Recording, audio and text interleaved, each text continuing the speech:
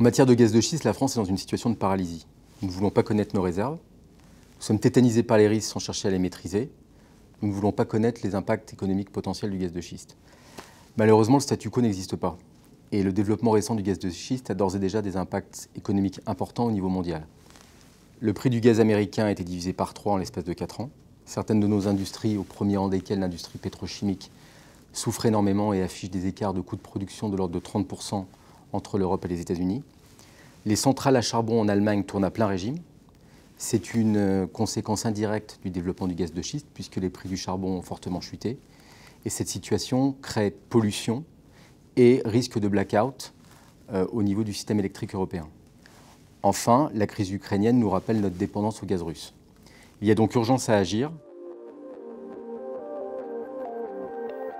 Le gaz de schiste ne va évidemment pas résoudre tous les problèmes économiques de la France, mais nous sommes convaincus qu'il peut constituer un élément important de la politique énergétique française et européenne, alliant compétitivité industrielle et sécurité des approvisionnements.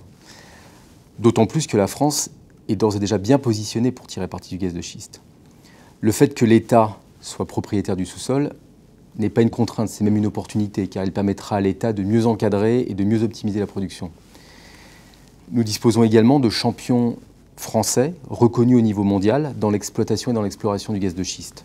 Les Technip, Total, Vallourec, Air Liquide, Veolia, Suez sont reconnus au niveau international et ont considérablement fait progresser les technologies d'exploitation et d'exploration. Les bénéfices à long terme, c'est tout d'abord de sauver nos industries gazo-intensives, qui représentent quand même 860 000 emplois en France, c'est-à-dire 4% du PIB. Mais le gaz de schiste pourrait également créer de nouveaux emplois. À titre d'exemple, aux États-Unis, on estime qu'en 2020, la filière gaz de schiste aura créé 1 million d'emplois. Et à très court terme, le simple fait d'autoriser l'exploration du gaz de schiste enverra un signal fort aux pays exportateurs de gaz et renforcera considérablement nos positions de négociation vis-à-vis de ces pays. Nous prenons une politique des petits pas progressive et réversible. Tout d'abord, autoriser temporairement la fracturation hydraulique. C'est le préalable.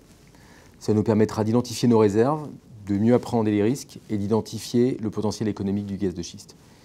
Il ne faut pas le faire n'importe comment. C'est pourquoi nous proposons de lancer un certain nombre de sites pilotes bien choisis, mettant autour de la table l'État, les ONG, les industriels, en toute sécurité. Il faudra également réfléchir aux modèles économiques qui permettront d'aligner intérêts nationaux et locaux et qui permettront également aux industriels qui accepteraient d'investir dans le gaz de schiste de bénéficier en échange de prix d'approvisionnement plus bas. Enfin, il faudra assurer une communication régulière et fiable auprès des populations locales. Il est grand temps de dépassionner le débat sur le gaz de schiste en France. C'est un défi économique et industriel, mais la France a prouvé par le passé qu'elle savait relever ce type de défi.